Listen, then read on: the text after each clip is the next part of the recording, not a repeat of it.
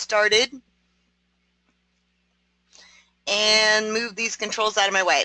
Okay, now Fluid Contour is intended to be somewhat of an open, wavy type of fill, so you can do a lot of different things with it. So I'm just going to kind of grab a quick shape to show you the basics. And let me make a square, and we'll make another shape and turn that into a circle.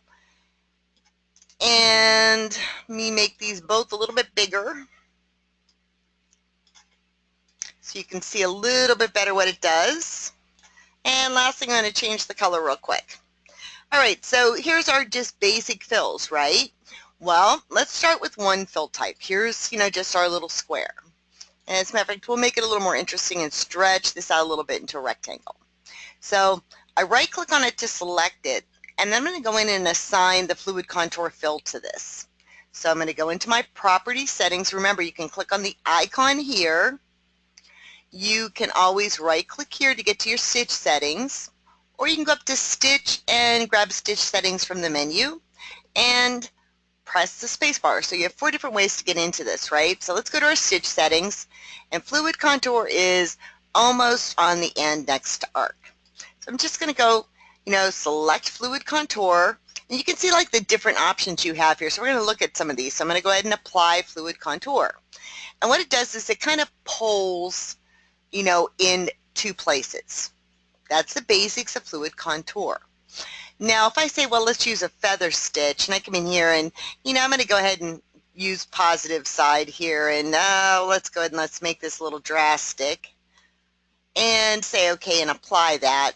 The Fluid Contour does not accept the feathered edge. You're not going to really see it because of the way it pulls, okay? So even though that's an option, it's really not really a viable option for this. So I just wanted to kind of let you know that. So here's my Fluid Contour. It did actually apply some feathering, but because of the type of fill, it doesn't really apply it effectively. You have to move some things around. So let's take a look at what we can do with Fluid Contour. So here's our Fluid Contour option. We go up to the Fluid Contour tab at the top. At the top of the page, here's my maximum step, which you guys know are stitch lengths. Anytime you see the word step, it's stitch length. And here's my density, which is really spacing. So I'm going to open this up just a little bit so you can see a little bit better what's going on here. So I open that up, and you can see some of the pulling kind of goes away too a little bit because my density and my spacing's changed. Now, if I want to change the shape of this or change the way this is pulling, I can click on the Draw Guidelines here. When I click on Draw Guidelines, I'm opened into this little window, and this doesn't look like anything's really going on here. Well, I don't have to select anything. It's already selected. All I have to do is come over to the sidebar here. There's zoom in, zoom out, there's draw guidelines, and this bottom one is going to let me get to the nodes to adjust how the pulling is, placed in this area. So even though it looks like it's selected, you have to deselect it to be able to get to these nodes. You can see the red lines now and these nodes here. So if I mouse over and get the bullseye and I start to pull this node and I see the red line remaining, then I need to take that back the other way because the nodes are right on top of each other. See how those nodes are? I need to see no red line to show that I've adjusted those. So I'm just going to adjust one side a little more drastically and go ahead and say OK. And then we're going to apply that. And you can see what it does. It spreads out the pulling. It changes the poles basically. Those red nodes are kind of where things are going to group together or wave or contour. All right, so let's go back to our basic tab now. And this is why I said feather stitch isn't necessarily always really effective with this fill, because the type of fill, it's kind of controlled by what's going on with that pulling, right? So even if I try to apply it, see, I get a little bit, but because it's controlled by the those red nodes and those lines, feather stitch is just not effective on this. It does change some things. All right, so I changed those little polling positions, right? Well, let's see what else we can do with this shape. So if I go to Fluid Contour and I say, let's draw guidelines, I don't have the, I can move these around some more if I wanted to, right? Or I can just redefine these completely.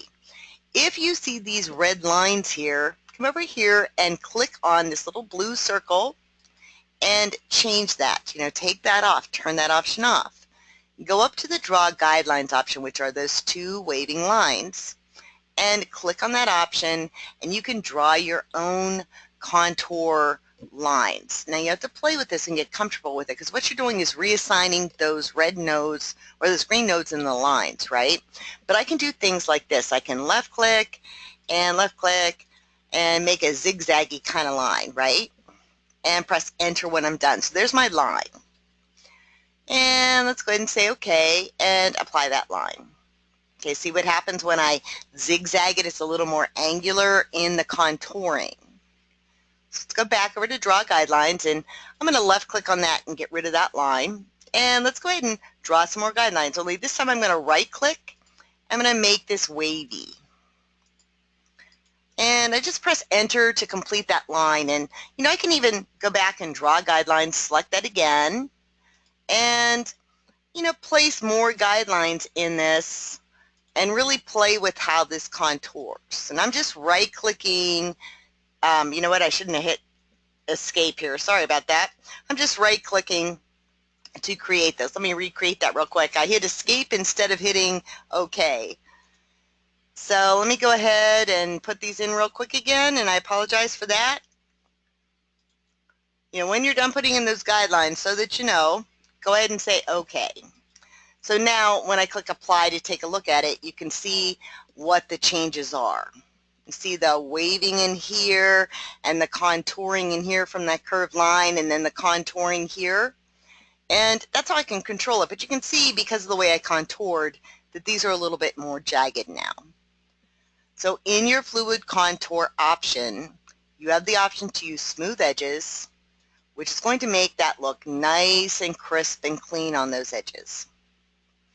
All right, so that's the basics of Fluid Contour. Now I can go in and I can delete those lines, and I can recreate them, and I can play with this shape until I get the contouring that I want. I can even increase my density and get maybe a little more dramatic effects. So I'm going to say 1.5 on the density. And that's going to be a little more dramatic in that waving. You can see how it's waving. You can see that, and you can see, really, you can do things with this, like open this up and maybe put, you know, a little wave to look a little more like bark on a tree, or, you know, open this up and, you know, make it look like waves. You can use this as, you know, a nice overlay, or just kind of a nice little shaded type of overlay on an area, right? So I'm going to go ahead and say OK for right now. And sure, I'll put that in 3D in a second. Teresa's asking how many guidelines I can draw. Well, I can draw as many that can fit on there, but sometimes less is more. But you can draw as many as you can fit in there. What you can't do is cross those guidelines. Like if you notice when I made those, I didn't cross over any of those lines, right?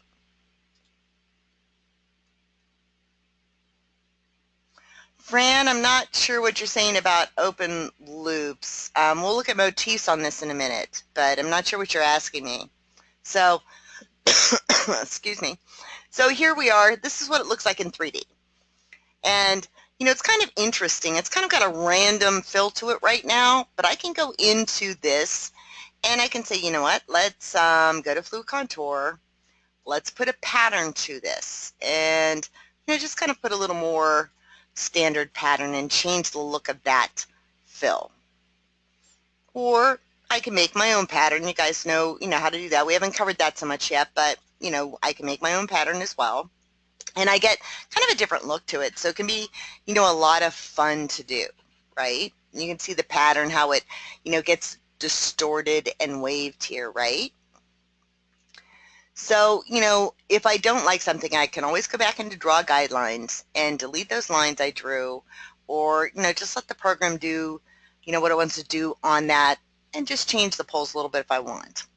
So, you know, that's what the Fluid Contour does. It's kind of a fun little thing. Now, you can add some additional things to it, okay?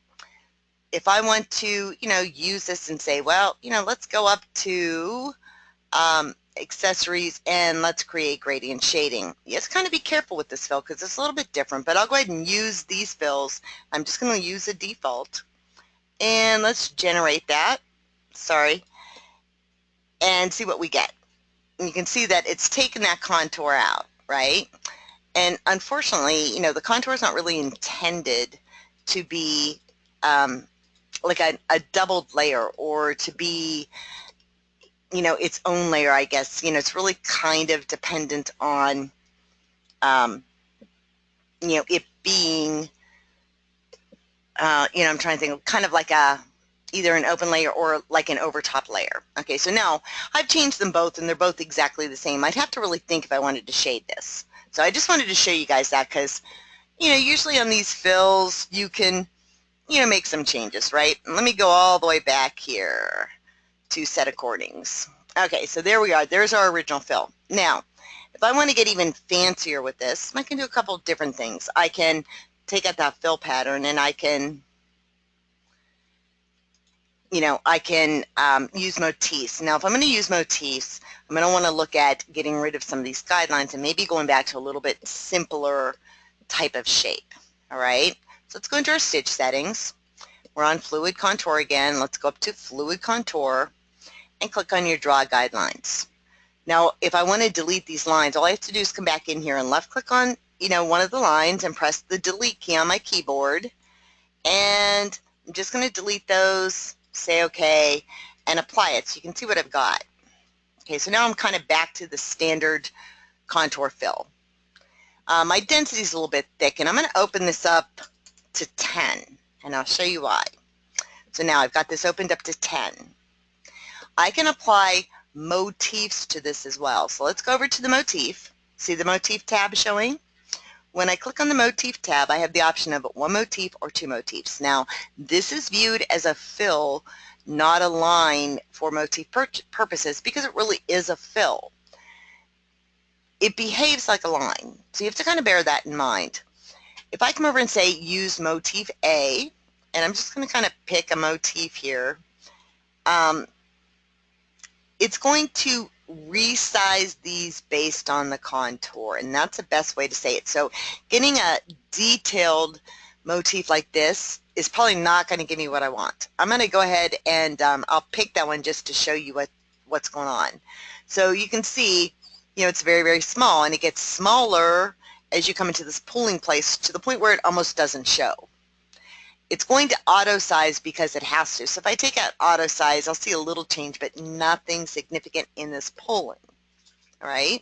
So this option does not make much difference, but I can come up here and I can click on this little chain to lock my sizes, unless I want to distort that.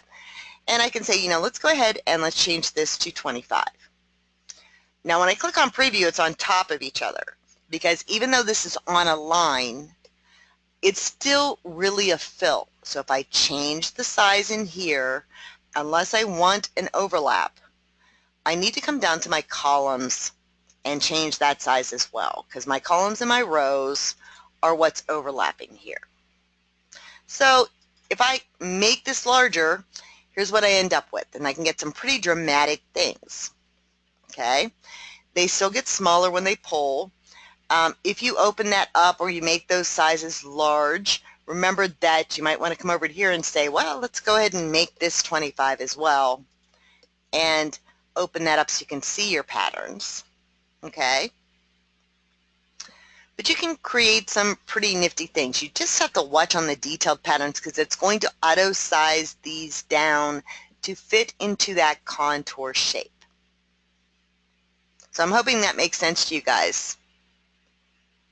Yeah, the stitch count, this is actually quite big.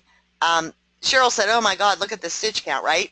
Well, yeah, it's quite large because these are very, very detailed. There's going to be a whole lot of stitches in these. That's why I said on these, more detailed designs, they're generally not what I would use on a contour.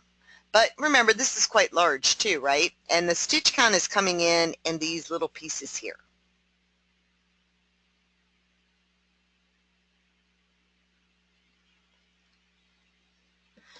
Fran, I don't think I got the JPEG. You might have to resend it. So, all right. So, that's why I said on motifs, on Fluid Contour, using something detailed like this is probably not going to really give you what you want. Something like this is a little bit smaller. And you can see my stitch count drops down to a reasonable count. It's at 2,431. And I get a better effect. Sometimes less is more, and sometimes simple is a little bit better. Now, I just used like the number 2 little thing there, and I made it quite large. I probably would make it a little bit smaller, but you can see how it scales here. So I can come over here, click on Draw Guidelines. The blue circle with the nose is what I want to click on, and I might want to try opening up some of this. Okay, and I'll show you what it does on this end. Say OK, and apply it. And you can see I get a little better result. I have these little stitches up in here, but they're probably not going to be too awful because this motif was made a little bit different, right? But you can see what happens when I'm taking out that contour. I move these both over. I lose a little bit of contour, but I get a better effect with motifs. All right, so let's go back over to the motif tab for a second, and let's use motif B. Now, I changed one motif size to 25. I'm going to probably want to change this motif size as well. But let's find a simple motif. This is not going to be something that you're going to use a very detailed motif on, right? You're going to want to use the motifs that, don't give you this real high stitch count. So let me find a motif. There's a triangle, but we already have a triangle in there. Let's take a look at this one. It's not real fancy, but like I said, sometimes simple is much, much, much better. I'll go ahead and just apply it so you can see what it looks like. You can see it's so small that you can hardly see it. So you're going to want to increase that size as well. But I don't have to make it quite as large. I can make it 15. And if I don't move the column space and the row space, they kind of overlap. But on this one, that might be okay. I might want to space it a little bit so I don't have a lot of overlap. Okay, but this doesn't behave quite the same as a line or your fills on this, right? I could go to the layout panel and, here's my little adjustments, and I could rotate this around. And I still have all of those options. I could change the spacing, and I can play with this and move this closer together or further apart, so I still have those options. I also have the options to rotate this motif. Okay, so now let's go ahead and close the preview and apply that. You can see I get a whole different effect. So, don't be afraid to play with these shapes and play with, the different settings. So I'm going to go ahead and say, okay, now I'm just going to leave that as is, but I wanted to show you on here. Here's a circle, and different shapes are going to give you different options where FluidContour is concerned. Let's go ahead and I'm just going to go ahead and draw guidelines. Like I said, when you draw a guideline, right, you need to not cross your guidelines. But if I really want to, have some fun little things or see how this goes, I can come in here and I can really draw, some interesting little shapes in here.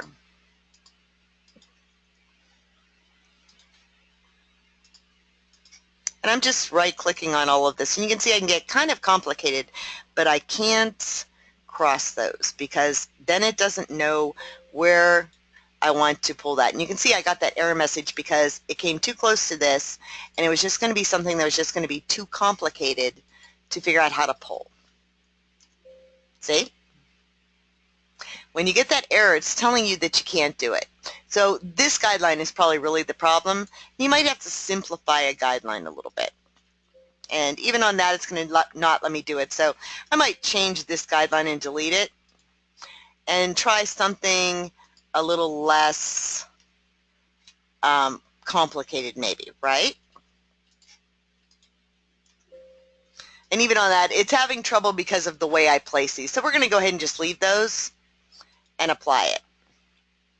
And you can see I kind of get some interesting little effects here. Let's go ahead and smooth edges. And even without increasing or decreasing the density, I still have the ability to come in and put a pattern in. And I'll show you real quick on this. This is my pattern editor, and you guys have seen this if you played with any of the fills. These are your built-in fills. If I want to make my own pattern, I can come over here and I can pick the number of needle penetrations that I want. So, I can, pick 5 needle positions and start moving these around. And, see what the pattern looks like. If you're not sure if you want to move those around or you don't have an idea of what you want to do with that, what you can do is come down here and click on the random button, and it randomly moves the points through all of the different options you may have for a fill. And I'm going to go ahead and just say that one looks good. Now if I really like this fill, I can save it and give it a name that means something. You know, what are you using it for? What does it remind you of? And it's going to be saved in your pattern, so you can just always come in here later and use it. So this is what it's going to look like with that fill pattern I created. So you can have a lot of fun with this fill. Like I said, it's really intended to, be a complementary fill. Now, I'm going to go ahead and get rid of that guideline and get rid of that guideline. And I'm going to draw another guideline and just make it a little more simple. Oh, sorry, I hit escape again. I don't know why I keep hitting escape, but let's go ahead and draw that guideline. So maybe I want to do something a little simple like this. And let's go ahead and, make a guideline going the opposite way. So when I say OK here and I apply it, because I went in opposite directions, you can see I'm telling it two different things. This is telling me to pull here and pull here.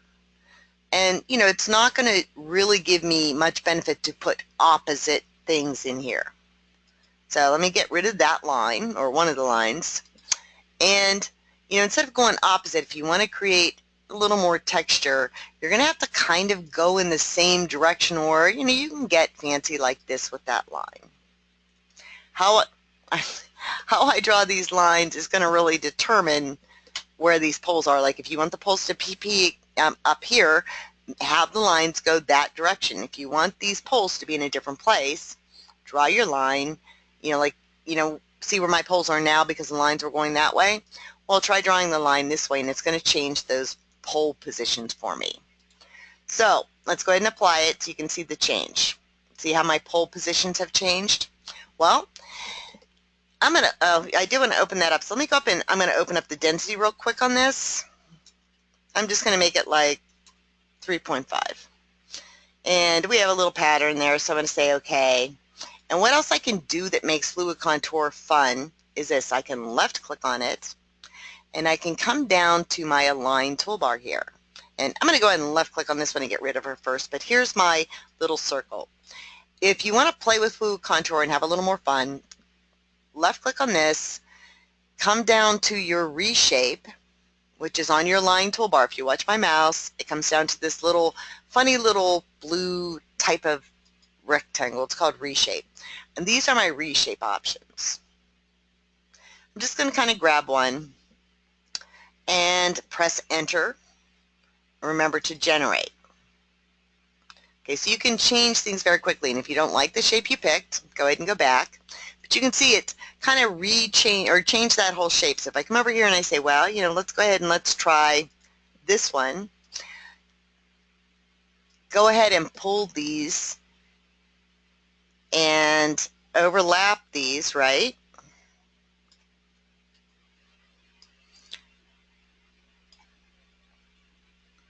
And maybe pull that one a little bit different.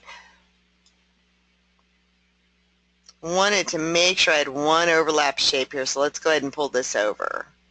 Okay, you can see how it's kind of overlapping. When I press enter, I have this funny little shape, and if it's open enough, I don't have to worry about the density. If I generate here, the contour is going to take on this shape. So if you do something and you twist it around, I'm just kind of pulling this very quickly, but if I twist this around, you can see I've got this double stitching here, and I like what I've done, and I don't want to generate and lose that, then what I can do is, let me expand this a little bit so you can see. So I can come over to my film strip and see the little lock symbol that's next to the shape. I can lock it into place so that when I generate, it does not change the shape. I'm going to get the overlap that I have. It's going to literally stitch over itself on these places. You can come up with some very interesting effects. You can see there's my polling positions. The polling position here has been pulled around, and you can envelope these shapes around and come up with some unique things. If you've seen the designs where the butterfly wings are kind of fluttering, it's done with a fluid contour, and then they've done this reshape, which is why when you see those designs, they tell you that you can't edit them, because once you generate, you lose that type of fill. All right, so I'm going to go ahead and stop the webinar here. And thanks, Lynn. It does kind of look like a fish. Lynn says it looks like a fish. So play with the fluid contour. Play with some of these fills. You know, get comfortable with the technique. The more comfortable you get with the technique, you know, as you're going along, one day you'll have like this aha moment where, oh, wait, yeah, the fluid contour. Oh, I can kind of see where it might work well for this. I mentioned like the bark of a tree, and you can do that. You can, you know, put those little shapes in to give a little texture to something, or you can do something like this, or you can make some very open and kind of lacy, scrolly things if you want to play with the reshaping a little bit. So, do you guys have any questions? You guys are good? You're going to play with the fluid contour? All right, everybody. Well, you guys have a good night. I should have this posted. I'm going to try later today. And I have a couple other videos for those of you who are in the webinar workshops that I have to get posted up as well. And I'll try to get those to you as quick as possible. You guys have a good day, and I will see some of you, I believe, next week. Bye-bye.